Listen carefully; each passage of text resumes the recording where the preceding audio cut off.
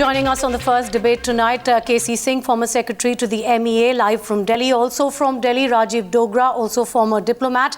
Mirza Faizan, aviation expert, joining us live from North Carolina in the United States. And also Dima Kulchinsky, journalist, live from Kiev. Mr. KC Singh, first up to you. You know, from the evidence that has emerged so far, in your opinion, is the finger of suspicion pointing firmly at Russian-backed rebels in Ukraine?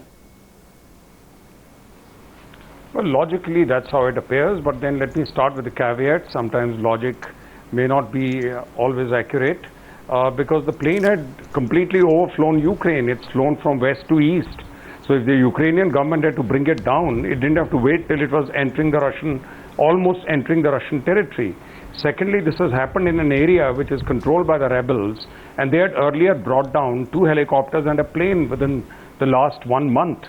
And also within that area, there's a small group of Ukrainian soldiers who are holding out an enclave, and that is the one that the Ukrainians have been supplying by air. So there is an incentive, there was an incentive to bring down a plane which the rebels thought might be resupplying that contingent.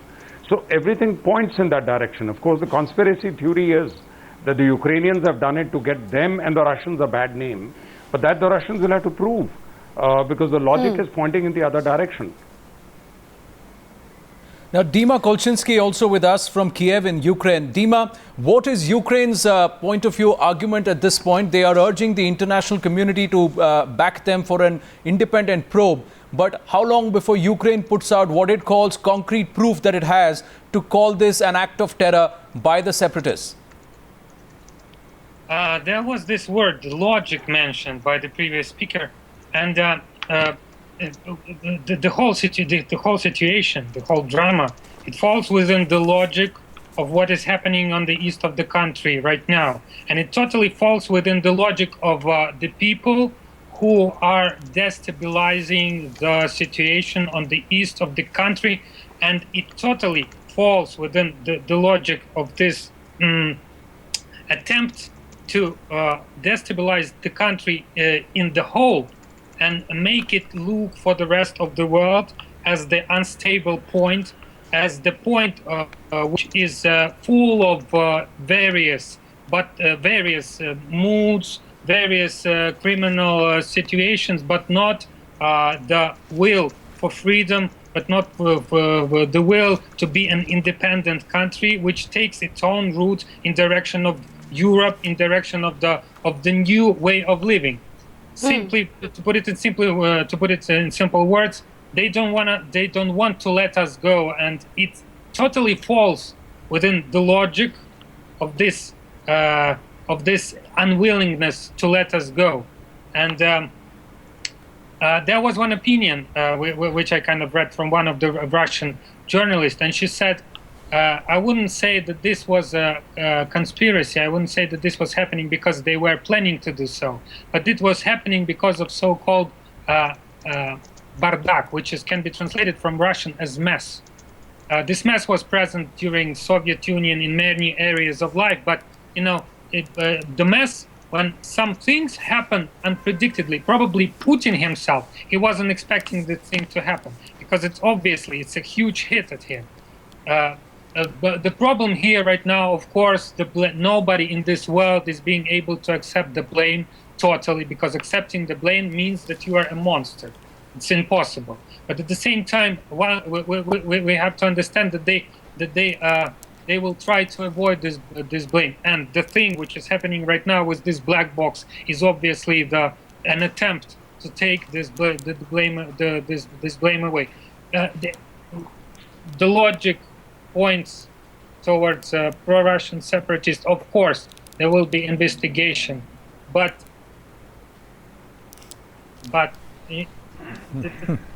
there aren't that many. Yes. Things that can. Dima, you've talked about, some Russian quarters, talking about the whole mess in the situation being responsible. In fact, the Russian President Putin himself has come out and said, this is what happens when you have a mess, so to speak, in a particular. But before we come to the global impact with you, Mr. Dogra, I just want to quickly go across to Mirza Faizan and try and understand some of the theories that have been put forth, some of them coming from the Russian quarter, which includes one theory that says that Putin was in fact the target, that his plane, the presidential plane, and this MH17 were quite, 17 rather, was similar, and that it was in fact Vladimir Putin who was targeted and that went wrong. What is your take on that as an aviation expert? First of all, I'm sorry, there is a little confusion probably because I'm not the aviation expert. No, Dima, the question was to Mirza Faizan, another yes, guest I'm going across to Mirza Faizan on that. So we'll go across to Mirza Faizan. Do stay on with us, Dima. Let's take a listen. He is the aviation expert on the panel this evening. Yes, Mirza. Yeah, good evening, Tina. And now, as an aviation safety expert, we do not start with idea which is built before we actually see the crash site, before we actually have a look at the data which is being recorded by flight data recorder and cockpit voice recorder, that is the black box. Now, this could be one of the possibility that Putin's plane could have been a target, because I was just having a look at the Putin's aircraft, and incidentally, that the outer painting of the Putin's aircraft matches very similar to Malaysia's MH17 with the same blue border, blue line running all across the aircraft. That is number one. But then, Mr. Faizan, I mean, are those the kind of evidences that are looked at, the painting on the outside of an aircraft? That's not what is really employed to discern exactly which aircraft it is. Yeah, no, I am saying just one possibility, Tina. Okay. Definitely, this could be a possibility that Putin's aircraft could have been a target. Not at 33,000 feet from ground up, sir. Not at 33,000 feet from ground up, and that too when an airline, there was a 40-minute delay. And Rajiv Dogra, the problem here is that if Russia is talking about a mess, who created this mess? Who's backing these separatists? And how did they get a Buk missile launcher in possession? It's not a surface-to-air missile launcher is not that any militant outfit gets its hands on. No, this again is still under. Let me start by saying that this is a tragedy of huge proportions, but this is not the first tragedy of its kind. You might recall that Americans had shot down an Iranian plane in 80s with 200 pilgrims to Mecca in it. The Western world did not come down like a ton of bricks on Americans. So since this morning, Russia has been the target. As I said earlier, right in the beginning, that this is a huge tragedy and the entire world should condemn it. But at the same time, we should not use this tragedy to make a villain out of someone. The second thing is that it takes very little to start a war. And once that spark has started, it takes a huge amount of effort to stop it. Now, while we should ideally wait for the investigations as and when they are complete to pin the blame on someone or the other, some country on the other. But at the same time, we should also reflect on the cause of it and the likely consequences of the way these allegations are going. The cause of it was the American desire to uproot and destabilize an elected government in Ukraine. Since then, it's been a slide downwards. And if you look at the American behavior with Russia, every second day they are imposing sanctions on Russia. Every second day Obama is doing something which is personally insulting to Putin, including Mr. Rajiv Dogra, do you think anybody, any of those families who have lost their loved ones out of those 300 families will buy this explanation? What was their fault? It's a civilian aircraft. You are having a war, you are having a conflict between two countries, two nations, and whoever backs whoever. Whose business is it to aim at a civilian aircraft that had nothing to do with either Russia or Ukraine? I'm sorry, can I add up? That is what I started with, that this is a huge tragedy. But one must look at the cause of the tragedy, because bigger tragedies lie in store then.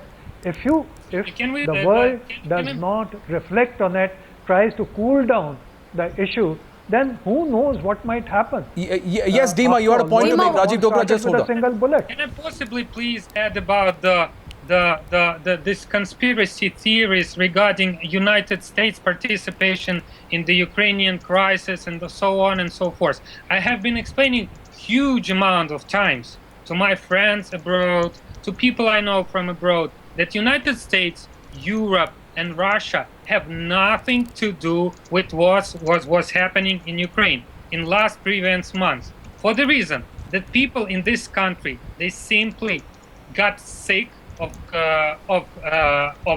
criminals. They got sick of corrupted government, and they wanted to get rid of it. Another thing is how the various countries, two big powers which are on the sides of Ukraine, have used it. Americans haven't been sending armed guys to the capital of the country in order to destabilize the country. Meanwhile, Russians were doing this. Americans haven't been trying to impose their people in the state security service. They haven't been bribing or whatever. Meanwhile, Russia, and this is proved with the Ukrainian state security service, it has been attempting to do this. There is the one thing has to be understood. If Americans were supportive of Ukraine's struggle in fight against the corruption, the main word here, the main notion here is corruption. That's it. There is nothing else. Ukrainians got sick of corruption. That's it. Nothing else. Dima, of course, you're talking about the intrinsic problems within Ukraine, but right now the question is, were these separatists, in those areas that are controlled by the separatists, are they being backed by Russia? Is there a role for Russia to play? That is something we are discussing right now. Let's also welcome another guest who's joining us, correspondent Jake Rashbas, who's now joining us, in fact, from Moscow. Jake, there is a question mark over whether or not the black boxes have been recovered by these separatists. We've heard that they have been recovered and they're going to be sent to Russia for examination, and there is a large-scale concern over whether that should happen because the world is pushing for an international probe. What can you tell us about that? So there are contradictory reports about what has happened with the black boxes. It was reported already last night that one of the black boxes had been found and that it was already on its way to Moscow to be investigated there. Those reports, though, come in contradiction to more recent reports that all the black boxes have only been found more recently. Ukraine has charged Russia with being in control of one of the black boxes at the moment, but Russia insists that all the black boxes should remain where they were found.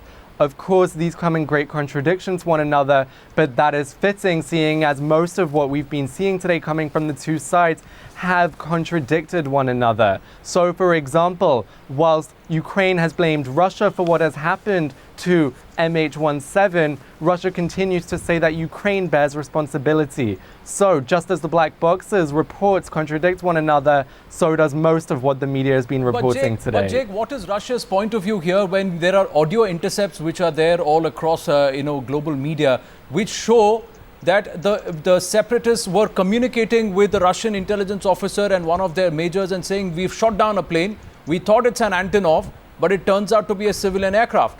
So is this an exercise that's gone horribly, horribly wrong, and Russia is now worried that they will be blamed for it? So the Russian media has been reporting within the last hour that officials are saying that the leaked, intercepted phone call which Ukrainian officials have publicized of an alleged Russian intelligence officer speaking with members of the Donetsk People's Republic, which has proclaimed its own independence away from Ukraine, saying that it has been edited, and that is a quote. They are saying that it was fake. Earlier on, though, officials in Russia were not responding to claims that these intercepted phone calls were legitimate. What's been happening today is that charges have been raised against Russia, and rather than addressing the accusations at hand, Russia has been making accusations of its own. rather than agreeing or disagreeing with the accusation that it has been playing a role with the Donetsk People's Republic. It has simply charged Ukraine with provoking attack from the DNR, as it's called. Now Jake, So, what about this one? see- Jake, you say that Russia says that video, that audio intercept being put out by Ukrainian officials or via Interfax is actually edited and it is doctored. But what about the post by Igor Girkin just about an hour after this entire tragedy happened? Strelkov, now he put it on WeContakte. He bragged about gunning down and bringing down an AN-26. They thought it's a military aircraft. But that tweet and that post was taken off as soon as the realization dawned that it is actually a civilian aircraft and that 300 people, 300 innocent lives have been taken. It has not yet been confirmed whether the Contradictory post from Strelkov was legitimate. Many people were saying it was fake, and even if it wasn't, just because Strelkov wrote, Russian officials will claim that it doesn't necessarily incriminate them. What Russia is seeing now is a movement to kind of distance itself away from the DNR, and just if the DNR gets found out that they were the ones responsible for shooting down the plane,